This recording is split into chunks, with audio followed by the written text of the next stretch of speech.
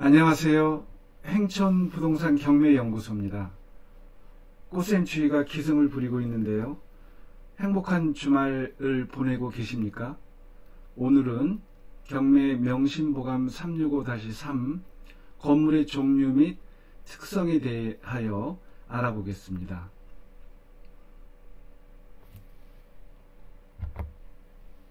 자, 여기를 보시면요. 본론에 들어가기 전에 명심보감 퀴즈와 관련해서 안내 말씀을 드리겠습니다. 전에 한번 퀴즈 문제를 제가 올려놓은 적이 있는데요. 많은 분들이 참여는 안 하셨지만 한 7분 참여하셔가지고 이거를 한번 풀어보겠습니다. 그 퀴즈 내용은 이 경매 명심보감 안내, 경매 철학, 또 입찰 전 주의할 일에 대해서 퀴즈를 작성했는데 10문항 지문을 가지고 틀린 문항을 체크하는 형식의 퀴즈입니다. 요거를 보시면요. 이렇게 체크가 된 거는 이제 틀렸다라는 거거든요. 이거는 제가 답안을 제가 만들어 놓은 겁니다. 하나씩 보시면은 아파트 매매 계약에서 매도인이 부동산 소유권 이전을 위한 서류를 매수인에게 건네주지 않는다면 매수인은 부동산 강제 경매를 통하여 소유권을 취득할 수 있다. 이게 이제 틀린 지문이냐 맞는 지문이냐 이렇게 묻는 거죠. 이 부동산 강제 경매는 돈을 받을 채권자가 돈을 받기 위하여 하는 강제 집행입니다. 그러니까 돈 청구권이 있어야 되거든요. 근데 여기 보시면은 매매 계약에서 매도인이 소유권 이전을 위한 서류를 매수인에게 건네주지 않는다면은 이건 등기 청구권에 대한 침해라고 볼 수 있습니다. 이 서류를 건네주지 않는다는 것은 돈하고 관계없고요. 소유권 이전 등기 청구권을 이제 행사할 수 있다는 거죠, 매수인이. 그러니까 강제 경매를 통하는 건 아니고 매수인은 소유권 이전 등기 청구 소송을 하고 그 판결문 가지고 등기소에 단독 신청을 하는 형식을 취합니다. 그것이 이제 구제 절차예요. 그래서 이것은 틀린 지문입니다. 공유물 분할을 위한 경매는 판결문이 있으므로 강제 경매로 분류한다. 원래 원칙상 판결문이 있으면은 판결문을 가지고 하는 것이 이제 강제 경매인데 또 뭐 근저당이나 뭐 전세권 같은 걸로 하는 게 이제 임의 경매인데요. 공유물 분할을 위한 경매는 판결 형식을 가지고 있어도 이것은 민사집행법상 임의 경매의 규정이 준하여 처리가 됩니다. 그래서 이 공유물 분할을 위한 경매는 예외적으로 강제 경매가 아니고 임의 경매라고 합니다.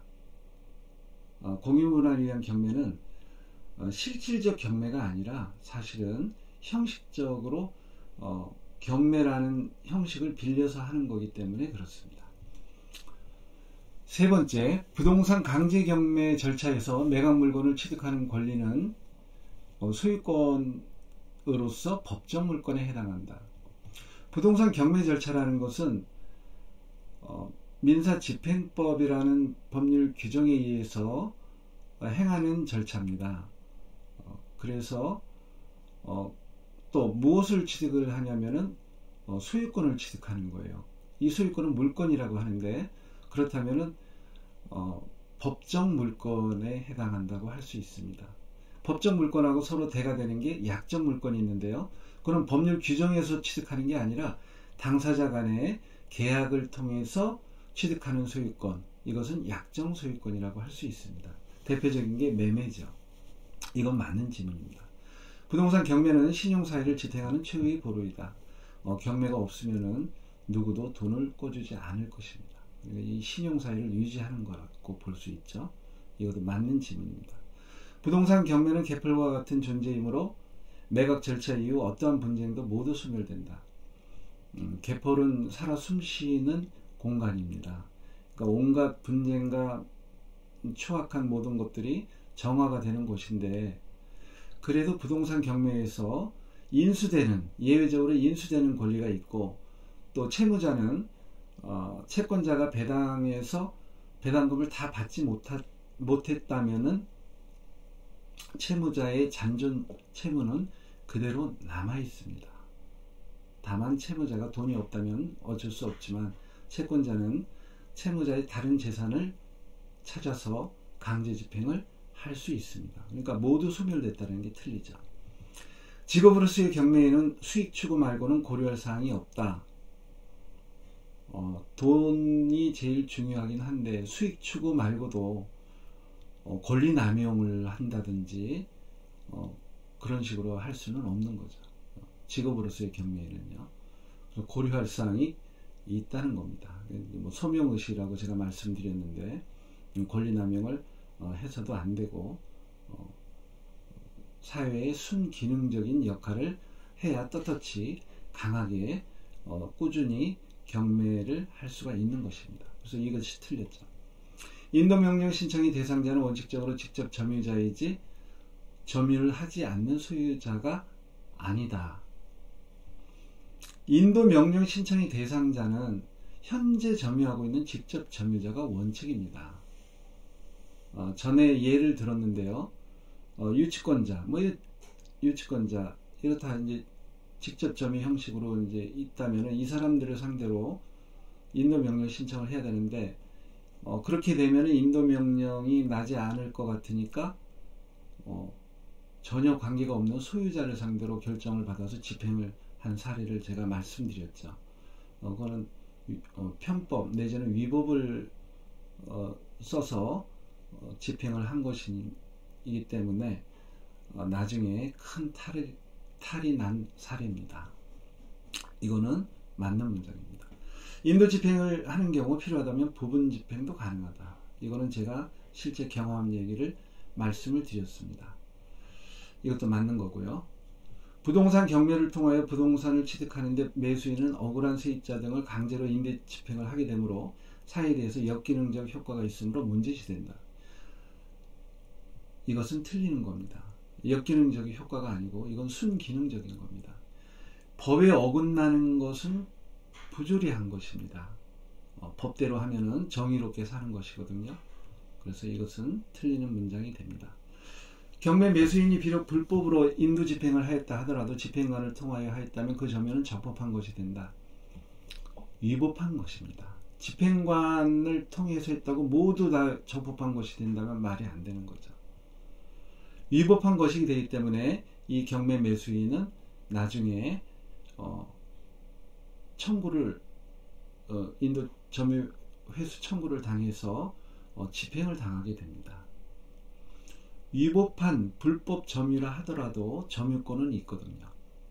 그거하고 위법한 상태의 점유도 점유권은 있다라는 거하고 적법한 점유, 위법한 점유의 구별은 차원이 다른 겁니다. 이 문항을 많이 틀리신 것 같은데요. 자, 여기 다시 보시면은 요약을 한번 보면요. 7분 중에서 한 분이 성함을 안 쓰셔가지고 통계가 한 분이 누락이 됐는데요. 여기서 100점 맞으신 분이 한 분 계시고 90점 맞으신 분이 3분, 80점 2개 틀리신 분이 한 분, 3개 틀리신 분이 2분 이렇게 됩니다. 성적이 아주 만족스럽습니다. 이런 식으로 퀴즈를 내려고 하고 있습니다. 계획을 하는데요. 참여 방법은 제가 이메일을 알아야 이제 보내드릴 수가 있거든요. 설문지를. 행촌경매연구소에 가셔서 여기 보면은 경매 명심보감 코너가 있습니다. 여기에는 경매 명심보감에 대한 모든 자료를 이렇게 올려놓거든요. 이거 링크 하셔가지고 받아보실 수도 있고, 그렇지 않고 저에게 바로 이메일로 퀴즈 문제를 보내달라고 요청을 하시면은 제가 보내드리도록 하겠습니다. 이제 본론으로 들어가겠습니다. 오늘의 주제 경매 명심보감을 보겠습니다.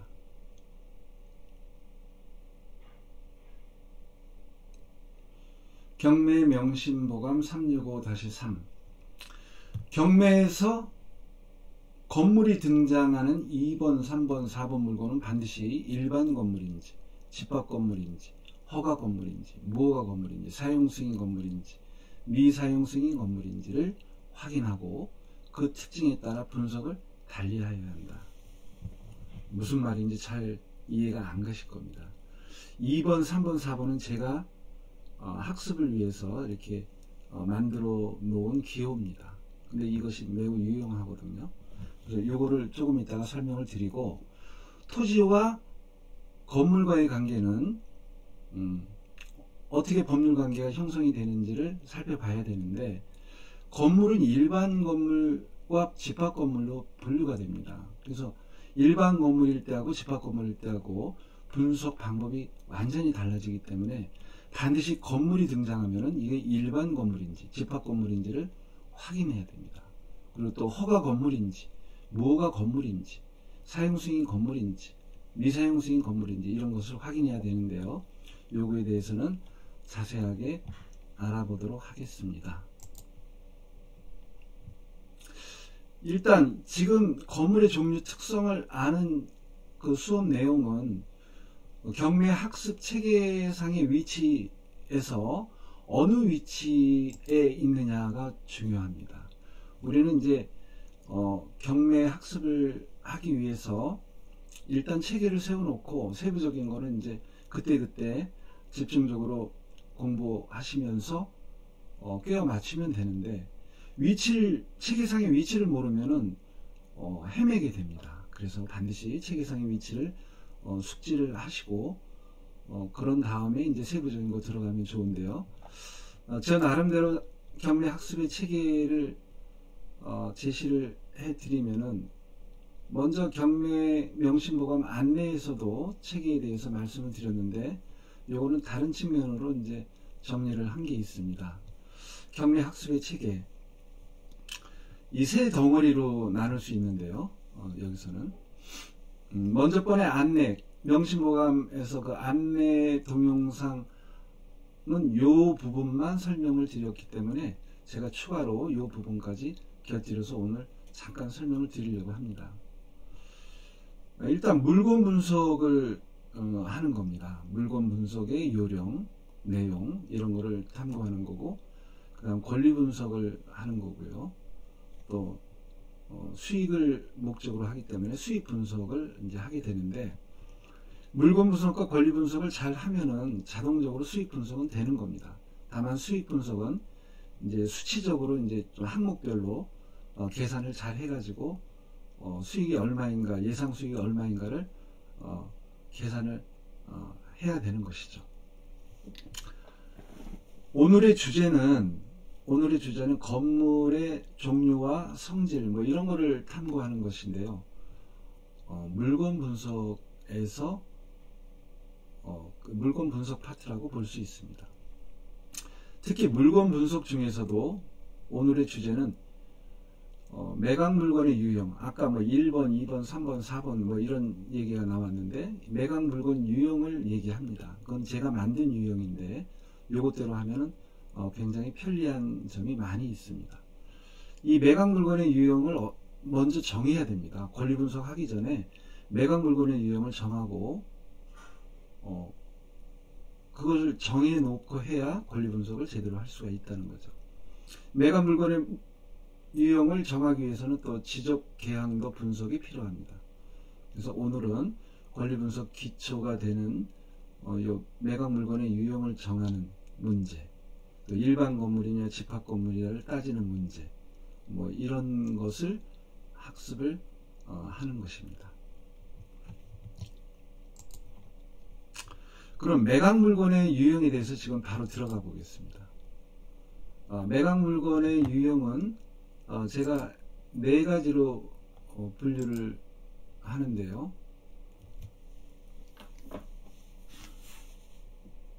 일단 매각 물건은 이제 1번 물건이라고 명명하고 2번 물건, 3번 물건, 4번 물건.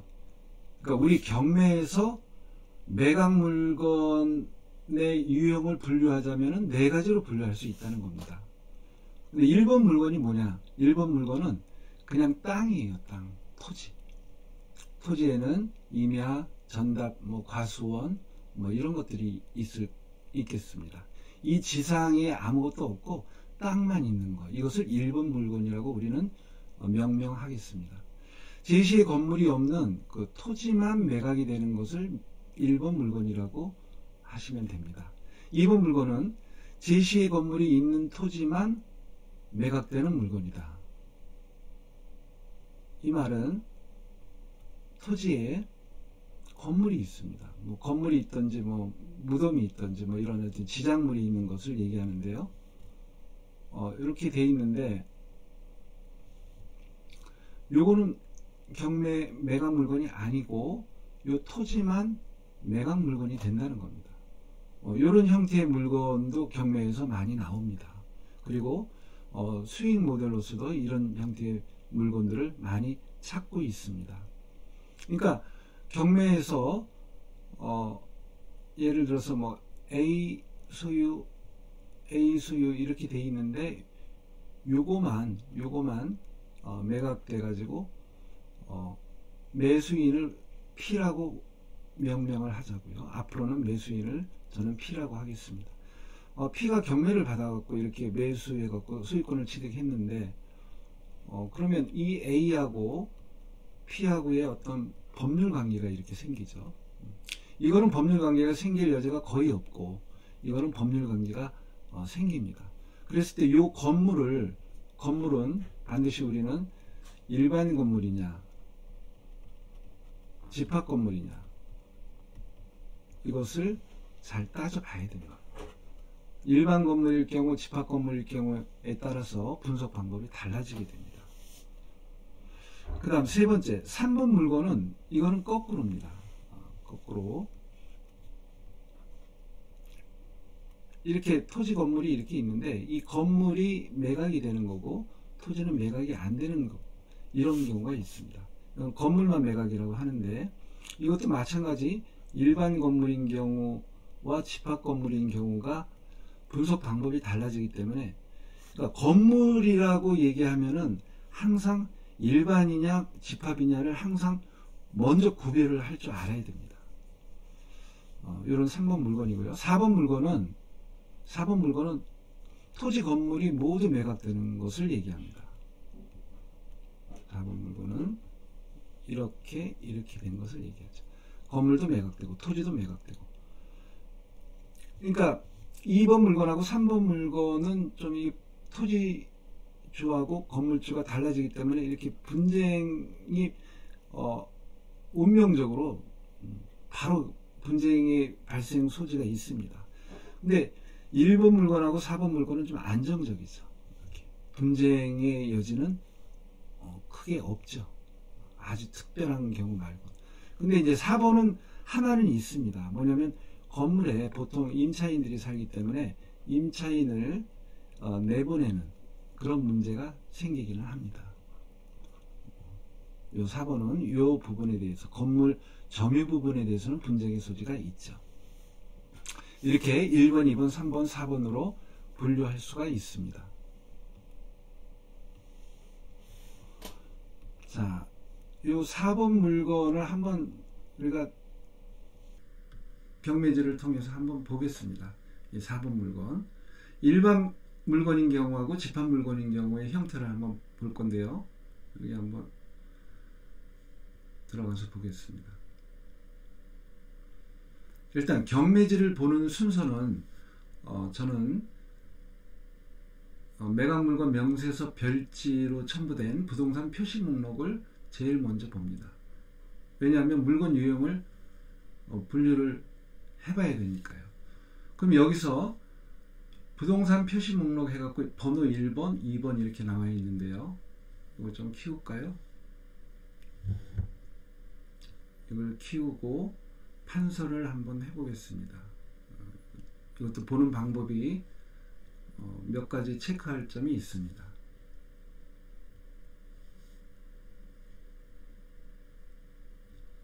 여기 보시면 번호라고 한 게 이게 큰 의미가 있습니다.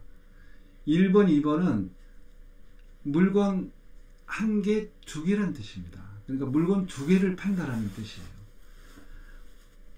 만약에 요 토지하고 요 건물을 이렇게 표시하면서 요거를 없애고 그냥 1번이라고 쓰고 이거 두 개를 썼다면 틀리는 거예요.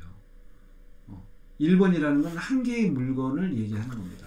세 개의 물건 그러면 여기 3 그리고 블러 이렇게 써지는 거죠. 세 개 그러면 1, 2, 3이 나오는 겁니다. 네 개면은 1, 2, 3, 4가 나오는 거고요. 여기는 두 개가 나왔죠.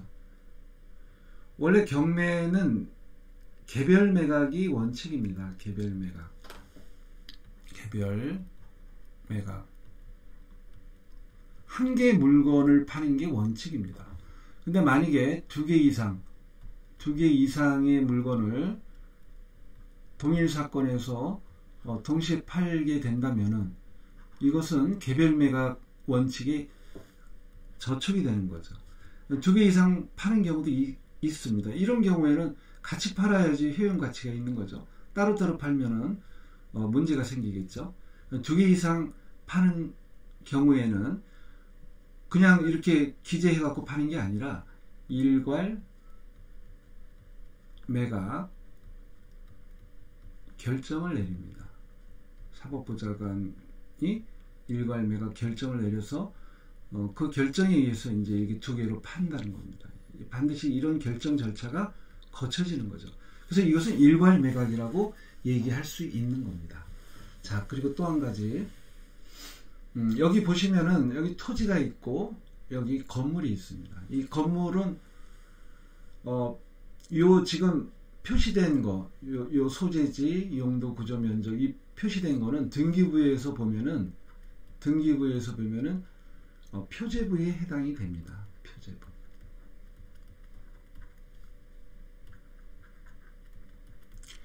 등기부는요, 표제부하고 또 뭐가 있냐면은 갑구가 있고 을구가 있고 이렇게 세 가지로 나눠집니다. 표제부는 이제 얼굴이에요, 얼굴. 그 부동산의 얼굴. 그래서 소재지, 또 용도, 구조, 면적 이런 표시를 하게 됩니다. 갑구는 뭐냐면은 소유권에 관한 사항이에요.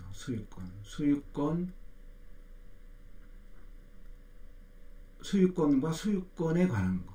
소유권과 관련된 권리에 관한 사항. 을구는 소유권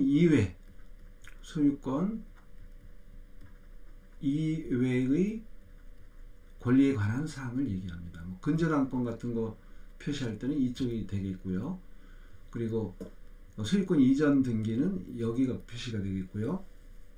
소유권 이전 등기 청구권에 기한 가등기는 소유권과 관련된 거니까 여기에 표시가 되겠고요.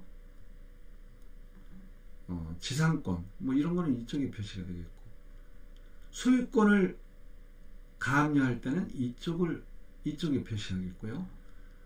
근저당권을 가압류한다 그러면 근저당권은 이쪽에 있죠. 그러니까 근저당권 가압류는 이쪽에 표시합니다.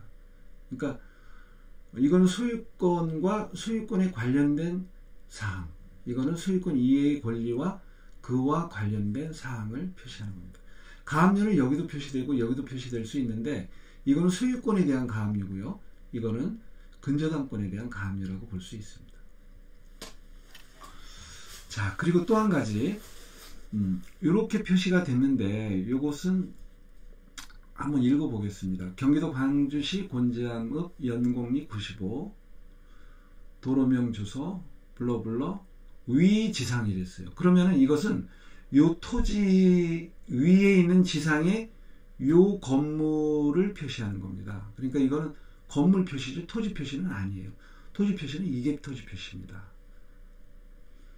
그리고 건물 표시를 보면은 벽돌조 슬래브 위 아스팔트 싱글 지붕 단층 주택 및 화실 183.94 이렇게 되어 있는데, 이것은 한 개의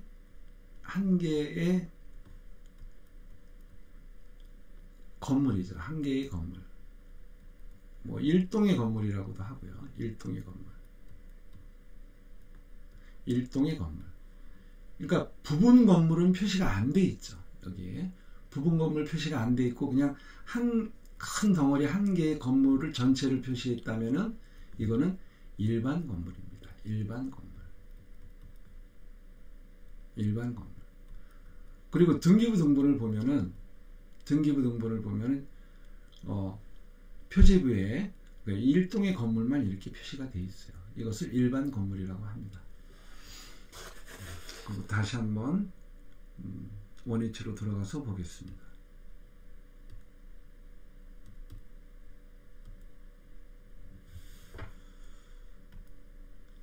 집합건물 형태를 한번 보겠습니다. 집합건물. 어떤 게 집합건물이에요?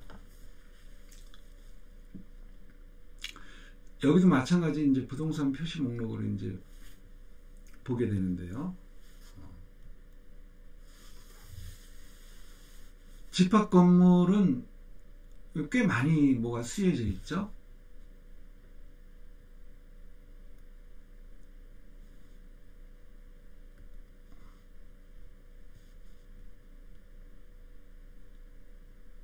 집합건물이라는 거는 구분 건물의 여러 개의 구분 건물의 합체를 얘기하는 겁니다. 그래서 아까 일반 건물은 일동의 건물만 표시가 되어 있는데요. 일반 건물은. 근데 집합 건물은 요 구분 건물 표시도 되어 있는 겁니다. 그러니까 건물에 이렇게 층이 있고 칸이 이렇게 있을 때 요거를 소유권 거래 단위로 한다 그러면은 집합 건물이 되는 겁니다. 이 전체를 한 개의 소유권 거래 단위로 하는 것은 그냥 일동의 표시로서 일반 건물이고, 이 일동의 건물 중에서 이 부분을 소유권 거래 단위로 한다라는 것은 집합 건물이라고 합니다. 그래서 반드시 집합 건물은 구분 건물 전유 부분이라고 하는데, 구분 건물의 표시가 반드시 있어야 됩니다. 이렇게. 그리고 집합 건물의 특징은 일동의 건물과 대응하는 이 대지권 목적 토지 표시도 들어갈 수도 있고 안 들어갈 수도 있는데, 이제 완전한 집합 건물 형태는 이렇게 일동의 건물에 대응하는 대지권 목적 토지 표시를 해주게 됩니다. 이렇게 돼 있죠. 그리고 이 전유 부분에 대응하는 공유 지분, 이것을 대지 사용권이라고 하는데요. 나중에 보겠는데요. 이것이 뭐 대지권 등기가 돼 있을 경우에는 이것이 이런 식으로 등기 표시가 돼 있습니다. 이렇게. 그래서 네 가지로 이렇게 표시가 돼 있죠. 근데 집합 건물은 이렇게 토지하고 건물이 합체된 형태로 되어 있는 경우도 있고, 건물만 표시가 되는 경우도 있어요. 건물만 이렇게 표시된 경우, 건물만 판다는 겁니다. 근데 이 토지까지 합체돼 가지고 표시가 되면 토지하고 건물을 합체해서 판다는 뜻입니다. 그런데 중요한 거는 여기 보세요. 아까는 2라고 쓰여져 있죠. 근데 여기는 뭐라고 쓰여져 있습니까? 1이라고 쓰여져 있죠. 이거는 한 개의 물건으로 합체돼서 한 개의 물건으로 보는 겁니다. 한 개의 물건이에요. 두 개의 물건이 아닙니다.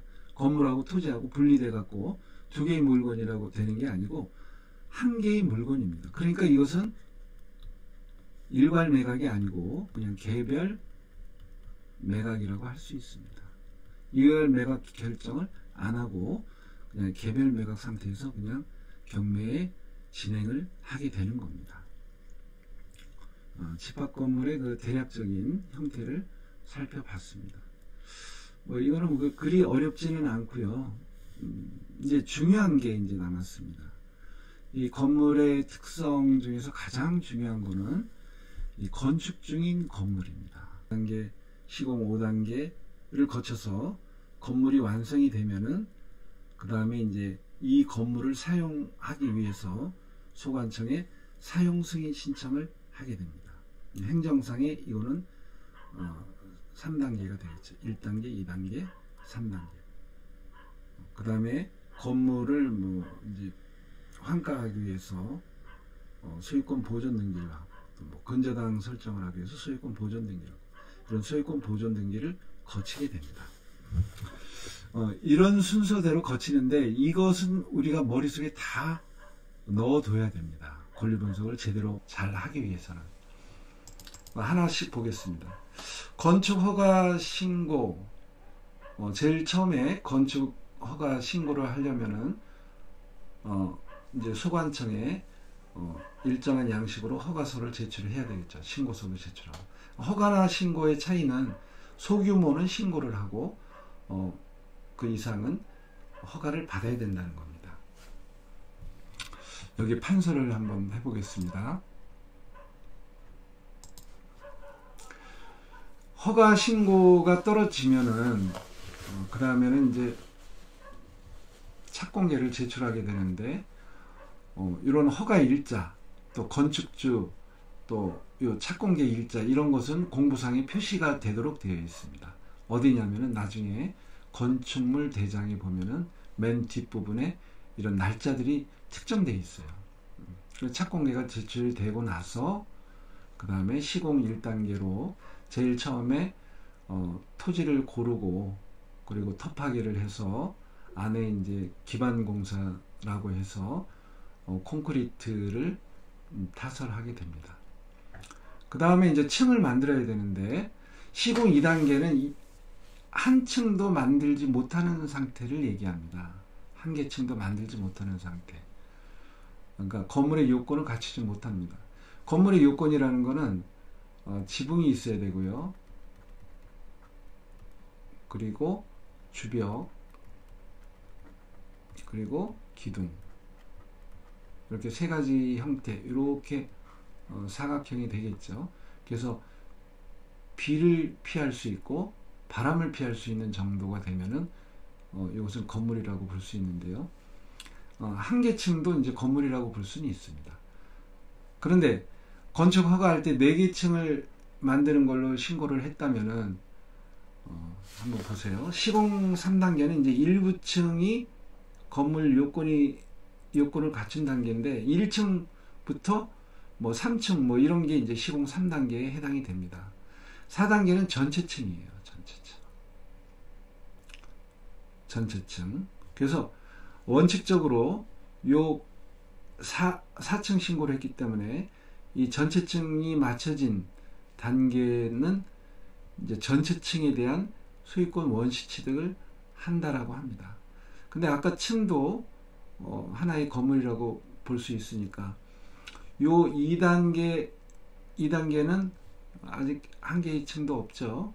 근데 3단계는 그래도 일부 층은 있어요. 그래서 일부 층에 대한 소유권 원시 취득은 된다라고 합니다. 이것도 일부 층에 대해서는 소유권 원시 취득이 된다. 과도기적인 거예요. 그러다가 전체 층이 되면은 이제 이때 소유권 원시 취득이 되는 거죠. 그 다음 시공 5단계는 요거는 골조 공사를 얘기합니다. 여기 시공 2단계부터 시공 4단계까지는 골조 공사를 얘기해요. 그리고 시공 5단계는 안에다가 난방시설, 뭐 또 상수도, 하수도, 뭐 여러 가지 뭐 이제 주거를 할 수 있는 시설을 만드는 거죠. 이걸 마무리 공사 단계라는데 공정률이 여기까지가 한 60% 정도 되고 시공 5단계는 40% 정도가 됩니다. 그러니까 엄청 많은 양을 차지하고 있어요. 여기도. 이렇게 해야 사용승인 신청이 납니다. 사용승인 신청이 나면은 바로 즉시 건축물 대장이 생성이 되고요. 이 건축물 대장이 생성이 되면은 이걸 가지고 소유권 보존 등기를 신청할 수 있습니다. 등기는 세 가지 방법에 의해서 등기가 되는데요. 신청에 의한 방법이 있고, 촉탁에 의한 방법이 있고, 직권에 의한 방법이 있습니다. 신청은 당사자가 또는 법무사를 대리해서 등기소에 제출하는 게 이제 당사자 신청입니다. 당사자가. 그리고 촉탁은 관공서가 하는 겁니다. 관공서가 등기소에 해달라고 하는 겁니다. 그 대표적인 게 국세, 지방세 체납으로 압류하는 거. 이거는 행정관서에서 자체적으로 압류 결정을 스스로 하고 그 결정문을 등기소에 촉탁을 하는 겁니다. 그러면 등기소에서는 압류라는 기입 등기를 하게 되죠. 경매 개시결정은 법원에서 개시결정이 나죠. 개시결정이 나면은 법원에서는 등기소로 개시결정 등기를 해달라고 합니다. 그것도 마찬가지 촉탁을 하게 되는 겁니다. 이렇게 관공서가 등기소에 해달라고 하는 게 촉탁입니다. 직권은 등기관이 직접 스스로 하는 것을 직권에 의한 등기라고 합니다. 소유권 보존 등기는 보통 현실에 있어서는 건축주 명의로 대행자가 건축사 사무실이 보통 대행을 하죠.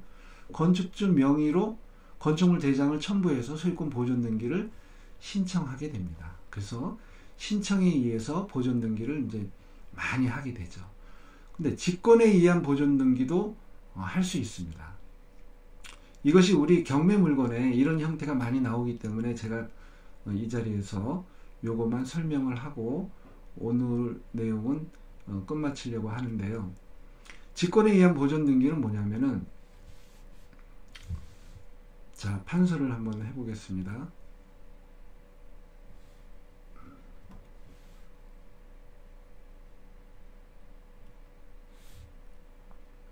아까 4단계 때 원시취득이라고 했습니다. 소유권이 이때 취득이 되는 거예요. 4단계 때 소유권이 이때 취득이 되는 겁니다. 그리고 5단계, 그리고 사용승인,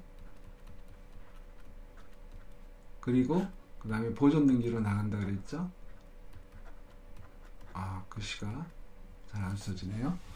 보존등기로 이렇게 나가는데, 원시취득 단계에서 소유권이 취득이 된 겁니다. 그러니까 이 소유권 취득자가 A라고 하면은 이 A로부터 돈을 받을 P라는 사람이 돈 채권자예요. 돈 채권자.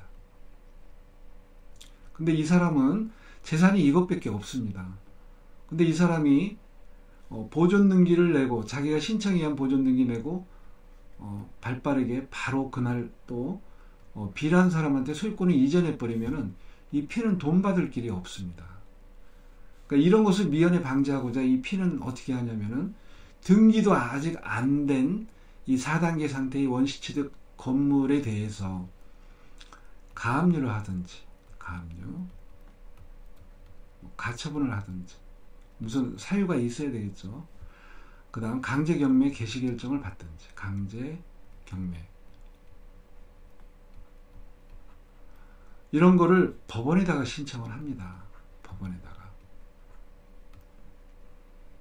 등기가 안 난 어떤 건물이 있는데 4단계니까 원시취득이 됐다. 그래서 나는 또 돈 받을 게 있으니까 가압류를 해달라. 또는 판결문이 있으니까 강제경매를 해달라. 또 나는 근저당을 해주기로 약조를 했으니까 일단 근저당 설정 청구권을 피보전 권리로 해서 가처분을 해달라. 이런 식으로 법원에다가 신청을 하는 겁니다. 그럼 법원에서는 설계 도면상에 설계 도면이 있겠죠. 그리고 현황이 있겠죠.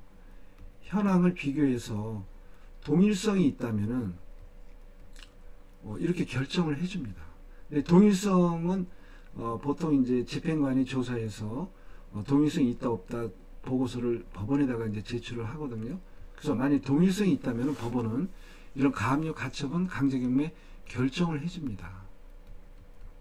이렇게 결정해주면은 법원은 어떻게 해요? 등기소로 뭐라 그랬습니까? 등기소로 뭐라 그랬어요? 촉탁이라 그랬죠? 촉탁. 가압류 등기를 해달라고 촉탁을 합니다. 법원에서는. 그러면 등기소에서 등기하는 사람을 누구라 그럽니까? 등기관이라고 합니다. 등기관. 이 등기관이 가압류 등기를 하려다 보니까 이 건물에 대해서 등기가 아직 안 돼 있어요. 근데 어떻게 가압류 등기를 합니까? 그래서 등기가 없으니까 나는 못해 그러고 손을 놔둘 수는 없습니다. 법원의 명령이기 때문에 촉탁. 그래서 등기관은 직권으로 보존 등기를 등기부를 만드는 거죠. 직권으로 보존 등기를 하고 그 다음 순위로 가압류 등기를 기입하게 됩니다. 가압류. 그래서 등기관 스스로 보존 등기를 만들게 된다는 뜻입니다. 그래서 보존 등기, 건물 보존 등기 형태는 신청이 한 보존 등기, 직권이 한 보존 등기가 있는데 우리 경매 물건에서 이런 물건도 꽤 많이 나오니까 제가 이 자리에서 설명을 드린 겁니다. 오늘 명심보감은 여기까지 하겠습니다.